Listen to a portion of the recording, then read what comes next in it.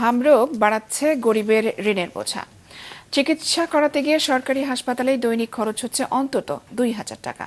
তাতে পুরো খরচ গিয়ে দাঁড়াচ্ছে ৩২,০০০ থেকে লাখ টাকা পর্যন্ত, যা মেটাতে গিয়ে নিঃস্ব হচ্ছেন মানুষ।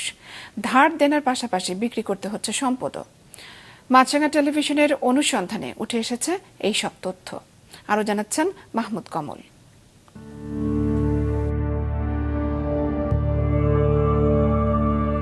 রাজ্যের সব দুশ্চিন্তা ভর করেছে আব্দুর রহিমের।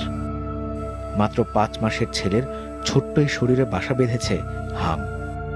তাকে ফিরে পেতে মরিয়া এই বাবা।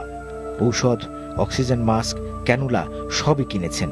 সেই তালিকাটা আরও বড় হচ্ছে, আর বাড়ছে দায়িত্বের চাপ। টাকা পয়সা যাই ছিল এডিও গেছে, আবার হাওলাত কইরা আনতে হয়েছে। ছেলের পাশে থাকতে গিয়ে ১০ দিন কাজে না যাওয়ায় চাকরি হারিয়েছেন আব্দুর রহিমের স্ত্রীও। 10 দিন যায় নাই তো ওরা রিজন পেপার ধরাই দিছে, রিজন দিয়া চলে আসছে। হামের চিকিৎসা নেয়া শিশুদের বাবা মায়ের গল্পগুলো প্রায় একই রকম। আমরা খুঁজে দেখতে চাই হামের চিকিৎসা করাতে গিয়ে সাধারণ মানুষের আর্থিক চাপ সামলাতে হচ্ছে কতটা, কেমন খরচ গেছে। সুনির্দিষ্টভাবে জানতে আমরা দৈবচয়ন পদ্ধতিতে ১১ই মে ডিএনসিসি হাসপাতালের ১০ জন ও ১৩ই মে বাংলাদেশ শিশু হাসপাতালের একই সংখ্যক রোগীর অভিভাবকের সঙ্গে কথা বলি। শিশু হাসপাতালের ১০ রোগীর মধ্যে ছিল আইসিইউতে থাকা ৪ শিশুর খরচও। এই ২০ শিশুর তথ্য বিশ্লেষণে দেখা যায় জন্মের ৬ মাস মাতৃদুগ্ধ পেয়েছে ৫৫ ভাগ, ২০ ভাগ শিশু কম পেয়েছে, আর ২৫ ভাগ শিশু মায়ের দুধ পায়নি একেবারেই। যারা দুধ কম পাচ্ছে বা একেবারেই পাচ্ছে না, সেসব শিশুদের ব্যয়ে যোগ হচ্ছে বাইরের খাবার, দৈনিক যে খরচ প্রায় ১৩০ টাকা। হামের চিকিৎসা করাতে সরকারিভাবে পরিচালিত ডিএনসিসি হাসপাতালে রোগী প্রতি দৈনিক খরচ হচ্ছে অন্তত ২,১১১ টাকা। হাসপাতাল কর্তৃপক্ষের হিসেবে গড়ে ৬ দিন থাকতে হচ্ছে রোগীদের। সেই হিসেবে ব্যয় দাঁড়ায় ১২,৬৭০ টাকা। এই ব্যয় হচ্ছে প্রধানত ভর্তি ফি, কিছু ঔষধ ও টেস্ট, শিশু খাদ্য, নেবুলাইজার মেশিন ও অক্সিজেন মাস্ক কেনা সহ আরও কয়েকটি খাতে। স্বায়ত্তশাসিত বাংলাদেশ শিশু হাসপাতালে সাধারণ হাম রোগীর ক্ষেত্রে এই চিকিৎসা ব্যয় ২.৫ গুণ বেশি, দৈনিক ব্যয় প্রায় ৫,৫০০ টাকা। গড়ে ৬ দিন হাসপাতালে থাকলে খরচ ৩২,০০০ টাকার বেশি। ভর্তি ফি, বেড ভাড়া, সব ঔষধ ও টেস্ট, শিশু খাদ্য ও অ্যাটেন্ডেন্সের পেছনে এই ব্যয় হচ্ছে। আইসিইউতে থাকলে দৈনিক খরচ পড়ে ১২,৬২৫ টাকা। হাসপাতাল কর্তৃপক্ষ বলছে গড়ে ১৫ দিন থাকতে হচ্ছে হাসপাতালে। সেই হিসেবে একজন রোগীর পেছনে ব্যয় হচ্ছে প্রায় ২ লাখ, যা ডিএনসিসি হাসপাতালের সর্বনিম্ন খরচের ১৫ গুণ বেশি।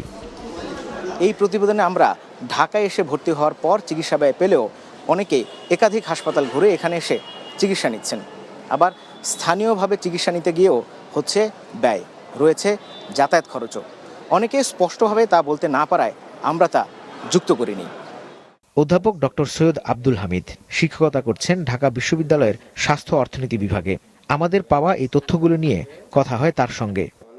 যে ডাটাগুলো আমরা দেখলাম এতক্ষণ পর্যন্ত, যে পরিবারগুলোই হামে আক্রান্ত হচ্ছে বাচ্চারা, তারা নিম্ন মধ্যবিত্ত, গরিব বা মধ্যবিত্তর কাছাকাছি। এই দুর্মূল্যের বাজারে ১ থেকে ১.৫ লাখ টাকা খরচ করা খুবই ডিফিকাল্ট। হাম উপসর্গে আক্রান্তদের ৬০ ভাগেরই ভর্তি হতে হচ্ছে হাসপাতালে। সারা দেশে সেই রোগী ছাড়িয়েছে ৪১,০০০।